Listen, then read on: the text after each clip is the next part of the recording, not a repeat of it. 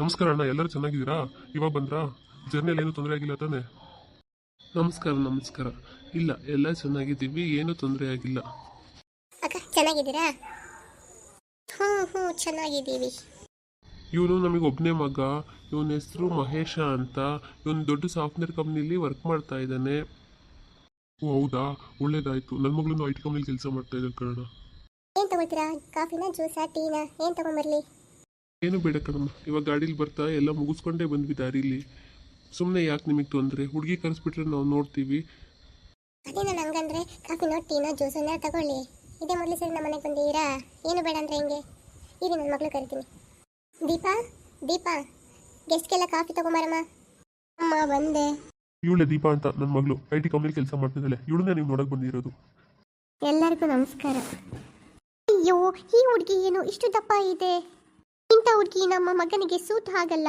ನಾವು ನೋಡಿ ಎಷ್ಟು ಸ್ಟ್ಯಾಂಡರ್ಡ್ ಆಗಿದ್ದೀವಿ, ಅಂಥದ್ರಲ್ಲಿ ಇಷ್ಟು ದಪ್ಪ ಇರೋ ಹುಡುಗಿನ ನಾವು ನಮ್ಮ ಮನೆಗೆ ಸೊಸೆ ಮಾಡ್ಕೋಬೇಕಾ? ಹೌದಮ್ಮ, ಈ ಹುಡುಗಿ ಇಷ್ಟೊಂದು ದಪ್ಪ ಇದ್ದಾಳೆ.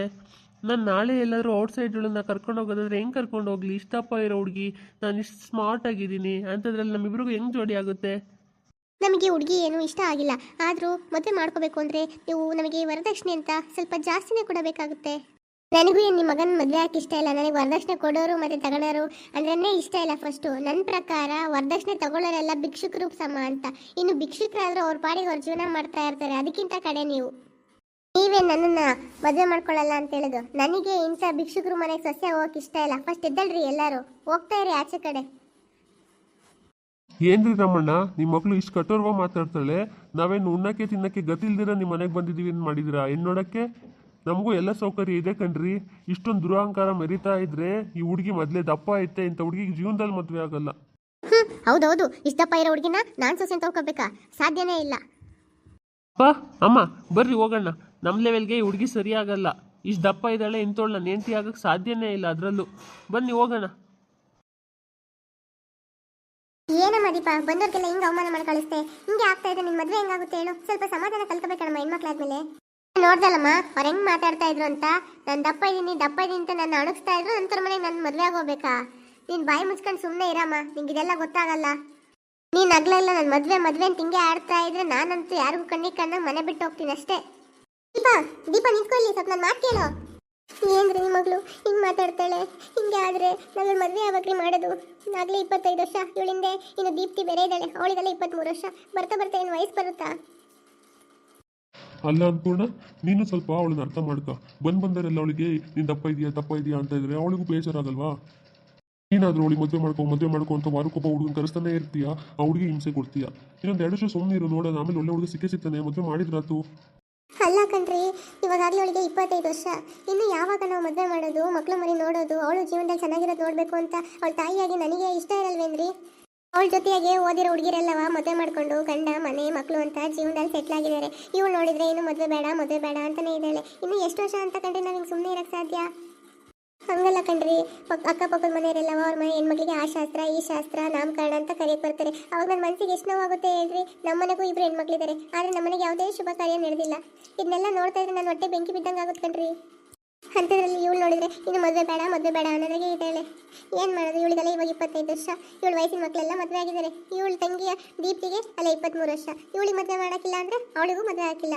ಎಷ್ಟು ವರ್ಷ ಅಂತ ಪಾಪ ಇವಳಿಗೋಸ್ಕರ ಆ ಹುಡುಗಿನೂ ಕಾಯ್ಕೊಂಡಿರ್ಬೇಕು ಹೇಳ್ರಿ? ಆಮೇಲೆ ವರ್ಷ ಬರ್ತಾ ವಯಸ್ಸು ಜಾಸ್ತಿ ಆಗುತ್ತೆ ಹೊರತು ಕಮ್ಮಿ ಆಗಿಲ್ಲ ಕಣ್ರಿ. ಆಮೇಲೆ ಇವಳೇ ಮದುವೆ ಆಗ್ತೀನಿ ಅಂದ್ರೆ ಯಾವ ಗಂಡು ಸಿಗೋಕ್ಕಿಲ್ಲ ಕಣ್ರಿ. ಅದಕ್ಕೆ ಹೇಳ್ತಾ ಇರೋದು, ನೀವು ನನ್ನ ಅರ್ಥ ಮಾಡ್ಕೊಂತ ಇಲ್ಲ, ಅವಳು ನನ್ನ ಅರ್ಥ ಮಾಡ್ಕೊಂತ ಇಲ್ಲ. ಇವತ್ತು ಎತ್ತೊಟ್ಟೆ ಸಂಕಟ ನಾನು ಯಾರ ಹತ್ರ ಅಂತ ಹೇಳೋಣ? ನೀವು ಅವಳು ಹೇಳ್ದಂಗೆ ಕುಣಿತೀರ, ಇನ್ನು 2 ವರ್ಷ ಮದುವೆ ಬೇಡ ಸುಮ್ಮನಿರು ಅಂತ. ಆದಷ್ಟು ಬೇಗ ಒಂದು ಒಳ್ಳೆ ಗಂಡು ನೋಡಿ ಮದುವೆ ಮಾಡ್ಕೊಳ್ಳಿರಿ. ಇಲ್ಲ ಅಂತಂದರೆ ಎಲ್ಲರೂ ಹೇಳಂಗೆ ಇವಳಿಗೆ ಮದುವೆ ಅಂತಲೇ ಆಗಲ್ಲ. ಇವಳಿಗೆ ಮದುವೆ ಆಗಿಲ್ಲ ಅಂದರೆ ಸಣ್ಣ ಮಗಳಿಗೂ ಆಗಲ್ಲ. ನನ್ನ ಸಂಕಟ ಏನು ಅಂದರೆ ಆಮೇಲೆ 2 ಹೆಣ್ಮಕ್ಳು ಎಲ್ಲಿ ಮನೆಗೆ ಉಳಿತವೆ ಮದುವೆ ಇಲ್ದಂಗೆ ಅನ್ನೋದೇ ನನ್ನ ಕಷ್ಟ ಆಗಿರೋದು. ನನಗೂ ಮೊಮ್ಮಕ್ಕಳು ನೋಡಬೇಕು ಅಂತ ಆಸೆ ಇರಲ್ವೇನ್ರಿ? ಅನ್ಪೂರ್ಣ ಆಲ್ಬೇಡ, ಸುಮ್ಮನೆ ಇರು, ಎಲ್ಲ ಸರಿ ಹೋಗುತ್ತೆ. ನಮ್ಮ ಮಗಳಿಗೂ ಮದುವೆ ಆಗುತ್ತೆ. ಏನಾಗುತ್ತೋ ಏನೋ ಬಂದು ಗಂಟೆಲ್ಲ ಇವಳು ಬೇಡ ಅಂತ ಇದ್ರೆ ಇನ್ನೇಳು ಮದುವೆ ಮಾಡಿ ನೋಡೋದು ಯಾವಾಗ ನಾವು? ಅನ್ಪೂರ್ಣ, ನಿನಗೆ ಹೆಣ್ಮಕ್ಳು ಸೂಕ್ಷ್ಮ ಅಷ್ಟು ಗೊತ್ತಾಗಲ್ಲ ಕಣೆ. ನೀನು ವಾರಕ್ಕೊಂದು ಹುಡುಗನ ಕರೆಸಿ ಅವಳಿಗೆ ಮದುವೆ ಆಗು ಅಂತ ಹಿಂಸೆ ಕೊಡ್ಬೇಡ. ಜನಗಳನ್ನ ಕರೆಸಿ ಅವ್ರ ಮುಂದೆ ಇವಳು ನಿಲ್ಲಿಸಿ ಅವಮಾನ ಮಾಡ್ಬೇಡ ಕಣ್ಲೆ. ಅವಳಿಗೊಂದು ಮನಸ್ಸೈತೆ, ಅವಳನ್ನ ಬೇಕು ಅಂತ ದಪ್ಪಾಗಿದ್ದಾಳೇನೆ. ನಮ್ಮ ಮಗಳು ಮೊದಲು ಹೆಂಗಿದ್ಲು ಅಂತ ನಿಮಗೂ ಗೊತ್ತು ತಾನೆ. ನಾವೇ ನೋಡ್ದಂಗೆ ನಮ್ಮ ದೀಪ ಸಣ್ಣ ಆಗಬೇಕು ಅಂತ ಎಷ್ಟು ಕಷ್ಟಪಡ್ತಿದ್ದಾಳೆ ಹೇಳು. ನೀನು ಅದ್ಯಾವುದೋ ಮದ್ದು ಅಂತ ಜ್ಯೂಸು ಅದು ಇದು ಅಂತ ಅಂದ್ಬಿಟ್ಟು ಆಗ್ಲಕಾಯಿ ಬೇವಿನಕಾಯಿ ನುಗ್ಗೆಕಾಯಿ ಅಂತ ಏನೇನೋ ಮಾಡಿ ಕುಡಿಸ್ತಾ ಇರ್ತೀಯ. ಆದರೂ ಅವ್ರಿಗೆ ಒಂದು ಮಾತಾಡ್ದಂಗೆ ಬಾಯಿ ಮುಚ್ಕೊಂಡು ಕುಡಿತಿದ್ದೆ. ಮೊನ್ನೆ ಅದೆಂಥದ್ದು ಲೋಳೆ ಸರನ ಅರ್ದು ಕುಡಿಸಿದ್ದೆ, ಅದಂತೂ ಕಕ್ಕಟ್ಟೆ ಕಹಿ ಇರುತ್ತೆ ಅಂತಂದ್ರೆ ಅದನ್ನೇ ಬಾಯಿ ಮುಚ್ಕೊಂಡು ಕುಡಿತು, ಒಂದು ಮಾತಾಡಲಿಲ್ಲ. ಅವಳೇನು ಬೇಕು ಅಂತ ದಪ್ಪ ಇದ್ದಾಳಾ? ಅಲ್ಲ ಅನ್ಪೂರ್ಣ, ನನ್ನ ಮಗಳು ಸಣ್ಣ ಆಗಬೇಕು ಅಂತ ನೀನು ಎಷ್ಟೇ ವಿಷಯ ಇರೋದು ಕಹಿ ಇರೋದು ಏನೇ ಕೊಟ್ಟರು ಪಾಪ ಸುಮ್ಮನೆ ತಿಂತಾಳೆ ಕುಡಿತಾಳೆ. ನಿಂಗೆ ಗೊತ್ತು ತಾನೆ ನಮ್ಮ ಮಗಳು ಹೆಂಗೆ ಅಂತ. ಆದರೂ ಅವಳ ಬಗ್ಗೆ ನೀನು ಈ ಥರ ಮಾತಾಡ್ತೀಯಲ್ಲ. ನಮ್ಮ ಮಗಳು ಸಣ್ಣ ಆಗಬೇಕು ಅಂತ ಅವಳು ಎಷ್ಟು ಕಷ್ಟಪಡ್ತಾ ಇದ್ದಾಳೆ ಹೇಳು. ಸ್ವೀಟ್ ತಿನ್ನಲ್ಲ, ಅನ್ನ ತಿನ್ನಲ್ಲ, ಜಾಸ್ತಿ ಊಟ ಮಾಡಲ್ಲ, ಹೊರಗಡೆದೆಲ್ಲ ಬೇರೆ ಮಕ್ಕಳು ತಿನ್ನೋ ಥರ ಸ್ನ್ಯಾಕ್ಸ್ ಎಲ್ಲ ತಿನ್ನೋದೇ ಇಲ್ಲ, ಮಸಾಲೆ ಪುರಿ ಗೋಬಿ ಅಂತಂದ್ಬಿಟ್ಟು ಅವಳು ಎಲ್ಲದನ್ನೂ ಲಿಮಿಟಲ್ಲೇ ಇದ್ದಾಳೆ. ಆದರೂ ಅವಳು ಸಣ್ಣ ಆಗ್ತಿಲ್ಲ, ಅದು ಅವಳು ತಪ್ಪ. ಮಗಳ ಬಗ್ಗೆ ನಾವೇ ಇಷ್ಟು ದಪ್ಪ ಇದ್ದಾಳೆ ಅಂತ ಇದ್ರೆ ಇನ್ನು ಬೇರೆ ಹೊರಗಡೆ ಜನ ಆಡ್ಕೊಂಡಂಗೆ ಇರ್ತಾರ ಅನ್ಪೂರ್ಣ. ಇದ್ರ ಬಗ್ಗೆ ಅವಳಿಗೆ ಎಷ್ಟು ಬೇಜಾರಾಗಿರುತ್ತೆ ಅಂತ ನೀನು ಸ್ವಲ್ಪನಾದ್ರೂ ಯೋಚನೆ ಮಾಡಿದ್ಯಾ? ನೀನು ಬರೀ ನಿನ್ನ ಮಗಳಿಗೆ ಮದುವೆ ಆಗಿಲ್ಲ ಅನ್ನೋದ್ರ ಬಗ್ಗೆ ಮಾತ್ರ ಯೋಚನೆ ಮಾಡ್ತಾ ಇದೀಯಾ. ಇದು ವಾರ ಆಡು ದೊಂಬರಾಟ ಅವಳಿಗೆ ನೋಡಿ ಸಾಕಾಗಿ ಜನಗಳ ಮಾತು ಕೇಳಿ ಅವಳಿಗೆ ಎಷ್ಟು ಬೇಜಾರಾಗಿರಲ್ಲ ಹೇಳು. ಮಗಳು ಹೇಳ್ದಂಗೆ ನೀನು ಸ್ವಲ್ಪ ದಿವಸ ಸುಮ್ಮನಿರು. ಮದುವೆಗಿದ್ವಿ ಅಂತ ಆಗ್ಲಿಲ್ಲ ಅವಳು ಜೀವ ಇಂದ ಹೋಗ್ಬೇಡ. ದೇವ್ರು ಬರ್ತ್ ಕಳ್ಸಿರ್ತಾನೆ ಅನ್ಪೂರ್ಣ, ಯಾರಿಗೆ ಯಾರು ಅಂತ ಅಂದ್ಬಿಟ್ಟು ಅಲ್ಲೇ ಮಾಲೆ ಕಳಿಸಿರ್ತಾನೆ. ನಮ್ಮ ಮಗಳಿಗೆ ಒಬ್ಬ ಒಳ್ಳೆ ಹುಡುಗ ಸಿಗ್ತಾನೆ. ಸುಮ್ಮನಿರು, ಸಿಕ್ಕ ಮದುವೆ ಮಾಡಿದ್ರಾಯ್ತು. ನಮ್ಮ ಮಕ್ಕಳಿಗೆ ಅಂತ ಹುಟ್ಟಿರೋ ರಾಜ್ಕುಮಾರಿ ಎಲ್ಲರೂ ಒಂದ್ ಹತ್ರ ಇದ್ದೇ ಇರ್ತಾನೆ.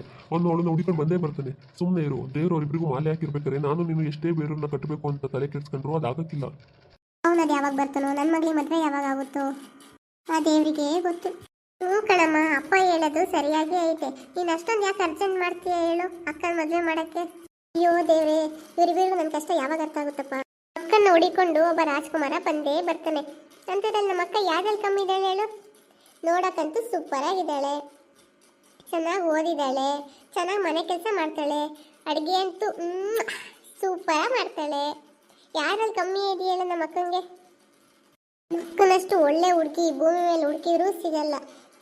ದುಡಿತಾ ಇದ್ದಾಳೆ, ಅವಳ ಕಾಲ ಮೇಲೆ ಅವಳು ನಿಂತ್ಕೊಂಡಿದ್ದಾಳೆ ಎಲ್ಲದಕ್ಕಿಂತ ಹೆಚ್ಚಾಗಿ. ಅಕ್ಕ ಬೇರೆ ಹುಡುಗಿರಂಗೆ ಫ್ಯಾಷನ್ ಮಾಡಿಕೊಂಡು ದುಡ್ಡೆಲ್ಲ ಖರ್ಚು ಮಾಡಲ್ಲ. ಅವಳಿಗೆ ಎಷ್ಟು ಬೇಕು ಖರ್ಚಿಗೆ ಅಷ್ಟು ಇಟ್ಕೊಂಡು ಮಿಕ್ಕಿದೆಲ್ಲ ನಿಮಗೆ ತಂದು ಕೊಡ್ತಾಳೆ ತಾನೆ. ಇಂಥ ಹುಡುಗಿ ಭೂಮಿ ಮೇಲೆ ಹುಡುಕಿದ್ರು ಸಿಗ್ತಾಳಾ? ನೀವೇ ಸ್ವಲ್ಪ ಯೋಚನೆ ಮಾಡ್ತೀವಿ. ಅಕ್ಕ ಕೆಲ್ಸಕ್ಕೆ ಸೇರೋಕ್ಕಿಂತ ಮುಂಚೆ ನಮ್ಮ ಜೀವನ ಹೆಂಗಿತ್ತು, ಅಕ್ಕ ಕೆಲ್ಸಕ್ಕೆ ಸೇರಿದ್ಮೇಲೆ ನಮ್ಮ ಜೀವನ ಹೆಂಗೈತೆ ಅಂತ. ಈ ಮನೆ ಕಟ್ಟಿದ್ದಾಳೆ, ಜಮೀನ ಬೋಗಿಗೆ ಹಾಕೊಟ್ಟಿದ್ದಾಳೆ, ವ್ಯವಸಾಯ ಮಾಡ್ಕೊಂಡಾದ್ರೂ ನಮ್ಮ ಜೀವನ ನಡೆಯುತ್ತೆ. ಅದ್ರಲ್ಲಿ ಸ್ವಲ್ಪ ನಾವು ಲಾಭ ಅಂತ ಇವಾಗಲೇ ನೋಡ್ತಾ ಇರೋದು.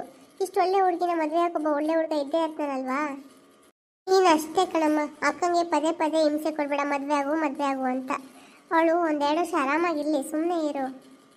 ನಾನೇ ದೊಡ್ಡ ತಪ್ಪು ಮಾಡಿದ್ದೀನಿ ನನಗೆ ಎಲ್ಲರೂ ನನಗೆ ಬುದ್ಧಿ ಹೇಳಕ್ಕೆ ಬರ್ತಿರಲ್ಲ. ನಾನೇ ನೋಡಿ ಶತ್ರುನ? ನನಗೂ ನನ್ನ ಮಗಳು ಮದುವೆ ನೋಡ್ಬೇಕು ಅಂತ ಆಸೆ ಇರಲ್ವಾ? ಅದಕ್ಕೆ ಹೇಳೋದಷ್ಟೇ. ಹೋಗ್ಲಿ ಬಿಡು, ಇನ್ನೊಂದು 2 ತಿಂಗಳು ನಾನು ಅವಳ ಮದುವೆ ವಿಚಾರಕ್ಕೆ ಹೋಗಲ್ಲ. ಹೆಂಗೋ ಒಬ್ಬ ಒಳ್ಳೆ ಹುಡುಗ ಸಿಕ್ಕಿದ್ರೆ ಸಾಕು. ಆದರೆ ಹುಡುಗನ ಹುಡುಕೋದು ಮಾತ್ರ ನಾನು ಬಿಡಲ್ಲ. ಅಯ್ಯೋ, ನಮ್ಮ ಅಮ್ಮಂಗೆ ಎಷ್ಟು ಬುದ್ಧಿ ಹೇಳಿದ್ರು ಇಷ್ಟೇ. ಹೋಗ್ಲಿ ಬಿಡು, ಅಕ್ಕ ಏನು ಮಾಡ್ತೀಯ ನೋಡೋಣ.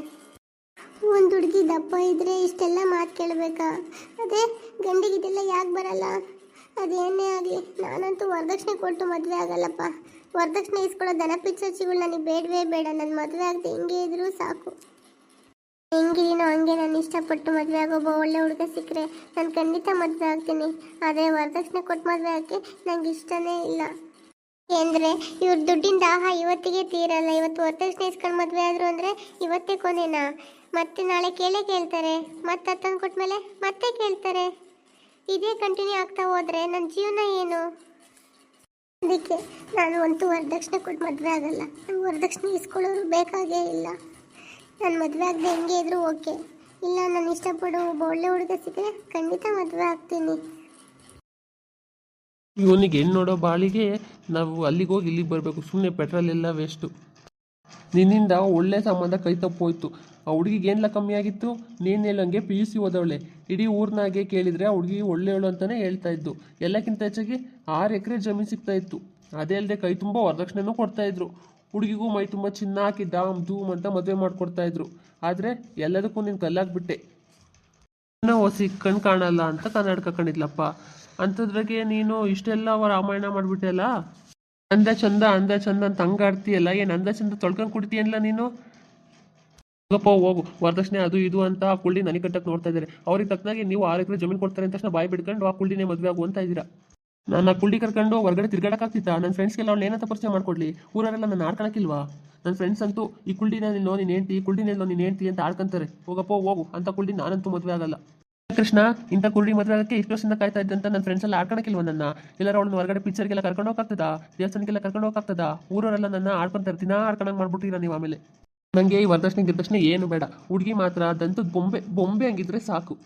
ಮಗಳು ಮದುವೆ ಮಾಡೋಕ್ಕೆ ನಿಮ್ಮ ಮಗನ ಮದುವೆ ಮಾಡೋಕ್ಕೆ ಊರೆಲ್ಲ ಬಡ್ಡಿ ಸಾಲ ಮಾಡ್ಕೊಂಡು ಈಗ ಅದನ್ನೆಲ್ಲ ತೀರ್ಸೋಕ್ಕೆ ನನ್ನ ಮದುವೆ ಮಾಡೋಕೆ ಓಡಾಡ್ತಾ ಇದ್ದೀರಾ. ನಾನು ಚೆನ್ನಾಗಿ ಗೊತ್ತು ಕಣಪ್ಪ ಇದೆಲ್ಲವಾ. ನೀವು ಯಾಕೆ ಇಷ್ಟೊಂದು ಅವಸರ ಮಾಡ್ತಾ ಇದ್ದೀರಾ? ಅದೆಂಥ ಹುಡುಗಿ ಸಿಕ್ಕರು ಅಥವಾ ನಾನು ತಲೆ ಕಟ್ಬಿಡೋಣ ಅಂತ ಕಾಯ್ತಾ ಇದ್ದೀರಾ ಅಂತ. ನಿಮ್ಮ ಅರ್ಜೆಂಟಿಗೆ ನಾನು ಎಂತೆಂಥ ಹುಡುಗಿನ ಮದುವೆ ಆಗೋಕ್ಕಾಗಲ್ಲ ಕಣಪ್ಪ. ನನ್ನ ಹೆಂಡತಿಯಾಗಿ ಬರೋಳು ಹಿಂಗೆ ಇರಬೇಕು ಅಂತ ನನಗೊಂದು ಕನಸೈತೆ. ಹಂಗಿದ್ರೆ ಮಾತ್ರನೇ ನಾನು ಮದುವೆ ಆಗೋದು, ಇಲ್ಲಾಂದರೆ ನನ್ನ ಜೀವನದಾಗೆ ಮದುವೆನೇ ಆಗಲ್ಲ. ಮದುವೆ ಬಗ್ಗೆ ಅಷ್ಟೊಂದು ಅರ್ಜೆಂಟ್ ಇದ್ದರೆ ಇನ್ನೊಂದು ಮದುವೆ ನೀನೇ ಮಾಡ್ಕೋಬೋಗು. ಏನಿಲ್ಲ ಅಂದೆ ಕತ್ತೆ ಬಡವ. ಇರು, ನಿನಗೆ ಬಾರ್ಕೋಲ್ ತಗೊಂಬಂದು ಸರಿಯಾಗಿ ಬಾರಿಸ್ತೀನಿ, ಅವಾಗಲೇ ನಿನಗೆ ಬುದ್ಧಿ ಬರೋದು. ಅಲ್ಲ ಕತ್ತೆ ಬಡವ, ಬಂದೆ. ಇದ್ಕೊಳ್ಳ, ಓಡ್ಬೇಡ. ಇಲ್ಲಕ್ಕಿಲ್ಲ, ನಾ ಬರಕ್ಕಿಲ್ಲ, ಅಪ್ಪ ನಿನ್ನ ಕೈಗೆ ಸಿಗಕ್ಕಿಲ್ಲ.